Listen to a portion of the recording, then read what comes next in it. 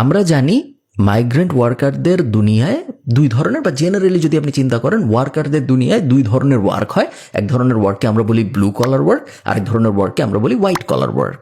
Just কাজের ধরনের উপর ভিত্তি করে এই ব্লু কলার এবং হোয়াইট কলার ব্যাপারটা করা হয়েছে। ব্লু কলার সাধারণত কায়িক শ্রম বেশি, কথা কম, ম্যানেজারিয়াল রোল কম, এই ধরনের কাজগুলোকে বোঝায়। এবং হোয়াইট কলার সাধারণত সিইও, ম্যানেজমেন্ট, হায়ার লেভেল, এই ধরনের জিনিসপত্রকে বোঝায়।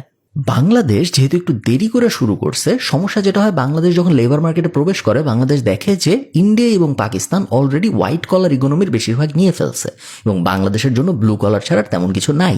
এই সেম প্রবলেম বাংলাদেশের সাথে সাথে ফিলিপিনেরও হয়, কিন্তু ওই যে একটার কথা বললাম, ওই কারণে ফিলিপিনের অবস্থা হয়ে যায় অন্যরকম।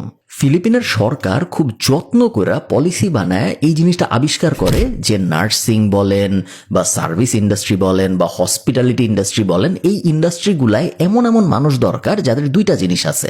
এক নম্বর হইল ডোমেইন নলেজ। হসপিটালিটিতে যে কেউ যায় হঠাৎ করে কাজ শুরু করতে পারে না, ট্রেনিং এর দরকার হয়, 2 বছর 5 বছর 7 বছরের এক্সপিরিয়েন্সের দরকার হয়। একইভাবে ডোমেইন নলেজ যদি আমরা বাদ দেই, আরেকটা যে স্পেসিফিক নলেজ সব ফিল্ডে দরকার হয়, সেটা হলো ইংরেজি বলার নলেজ। সো ফিলিপিন যদিও দেরি করে প্রবেশ করছে এই লেবার মার্কেটের ভিতরে, বাট ওরা বলে যে না ভাই, কোনো সমস্যা নেই, আমরা দেরি করছি ঠিক আছে, বাট আমরা আমাদের যে মাইগ্রেন্ট ওয়ার্কাররা যাবে তাদের ইংলিশ অনেক স্ট্রং করব এবং তাদেরকে ডোমেইন নলেজে এক্সপার্ট বানাবো। 10 বছরের মধ্যে দেখা যায় সিচুয়েশন পুরো ওলট পালট। একজন ফিলিপিনের মানুষ রেস্টুরেন্টের ম্যানেজার হিসেবে কাজ শুরু করতেছে, সেম রেস্টুরেন্টেই একজন লেবার হিসেবে জয়েন করতেছে, একজন ক্লিনার হিসেবে জয়েন করতেছে বাংলাদেশের একজন মানুষ।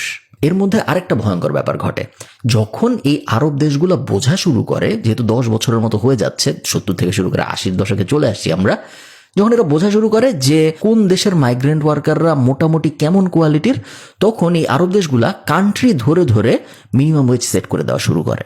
এবং যেহেতু এই 10 বছরে দেখা গেছে যে বাংলাদেশের ওয়ার্কাররা সবচেয়ে খারাপ ওয়ার্কারগুলোর মধ্যে একটা, ওয়ার্কারদের দোষ না, পলিসির দোষ, কারণ বাংলাদেশের ওয়ার্কাররা অ্যাকচুয়ালি কিছু পারেই না।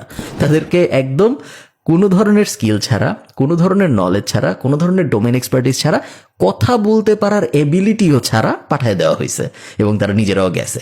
সো যখন দেখে এই গালফের দেশগুলো যে এইরকম একটা অবস্থা, তখন দেশ ধরে ধরে ওরা মিনিমাম ওয়েজ ঠিক করে দেয় এবং বাংলাদেশের মিনিমাম ওয়েজ হয় সবচেয়ে কম। সৌদি আরব প্রথমে মিনিমাম ওয়েজ ঠিক করে এবং সৌদি আরব বলে একজন ফিলিপিনের ওয়ার্কার যদি তুমি নাও তাহলে মিনিমাম ওয়েজ হবে মাসে $400 এবং বাংলাদেশের ক্ষেত্রে এটা হবে মিনিমাম $100। লং টার্মে ক্ষতিটা কি হইলো দেখেন, বাংলাদেশে কি ভালো স্কিল্ড মানুষ ছিল না? কম ছিল ফিলিপিনের থেকে বা ইন্ডিয়ার থেকে বা পাকিস্তানের থেকে, বাট ছিল। বাট এখন যেহেতু দেশ ধরে ধরে মিনিমাম ওয়েজ সেট করে দেওয়া হয়েছে, বাংলাদেশের হসপিটালিটি ইন্ডাস্ট্রির বা নার্সিং ইন্ডাস্ট্রির একটা স্কিল্ড মানুষও যদি যায় সৌদি আরবে বা দুবাইয়ে কাজ করতে, তার ওই $100 থেকে শুরু করতে হবে। একই জিনিস উল্টা করে যদি আপনি চিন্তা করেন, ফিলিপিনে কি বাজে স্কিলের মানুষ নাই? আছে, কিন্তু ফিলিপিনের বাজে স্কিলের মানুষও যদি যায় সেম ইন্ডাস্ট্রিতে সেম কাজে, তার মিনিমাম ওয়েজ শুরু হবে $400 প্রতি মাস থেকে। এই যে আমরা হতাশার একটা জার্নির মধ্যে পড়লাম, গত 40 বছরে এই জার্নির তেমন কোনো ইম্প্রুভমেন্ট হয় নাই। ফিলিপিনের মডেলটা থেকে আমাদের অ্যাকচুয়ালি অনেক কিছু শেখার আছে, কারণ এটা খুব একটা কমপ্লিকেটেড মডেল না যেটা আমরা রেপ্লিকেট করতে পারবো না। Migrant worker and overseas act 1995 এর মূল বিষয়টাই হইল, ফিলিপিন গভর্নমেন্ট এটা নিশ্চিত করছে যে ভাই, তুমি যেই দেশে মন চায় কাজ করতে যাও, কোনো সমস্যা নেই, আমরা সব করতেছি তোমাকে ওই দেশে স্কিলড ওয়েতে যে কাজ করার জন্য, এবং ওই কাজ করতে যেয়ে তোমার যদি কোনো ঝামেলা হয় তাহলে ফিলিপিন গভর্নমেন্ট তোমার দায়িত্বটা নিবে। লিগাল সাপোর্ট যদি লাগে, বিদেশে যদি কোনো বিপদ হয়, কোনো ধরনের হসপিটাল এমার্জেন্সি যদি হয়, সব ক্ষেত্রেই কিন্তু ফিলিপিন গভর্নমেন্ট ওই মাইগ্রেন্ট ওয়ার্কারের দায়িত্ব নেয়, যেটা বাংলাদেশ নেয় না। আপনারা জানেন যে অনেক সময় লাশ আনতেও বাংলাদেশে অনেক সমস্যা হয়, শুধুমাত্র বাংলাদেশ বিমান আনে, তাও প্রায় বন্ধ করে দেয়, বলে যে না, আমরা মাইগ্রেন্ট ওয়ার্কারদের লাশ নিব না। যদিও মাঝে মাঝে বেশিরভাগ সময় আনে বলা যায়, এবং অন্যান্য কোনো ক্যারিয়ার কিন্তু আনে না। এমন এমন সমস্যা বাংলাদেশের মধ্যে হয় যে সমস্যাগুলো ফিলিপিনের একজন মাইগ্রেন্ট ওয়ার্কার কল্পনাই করতে পারবে না, এবং এই কারণেই সে তার ফোকাস দিতে পারে স্কিল ডেভেলপমেন্টে।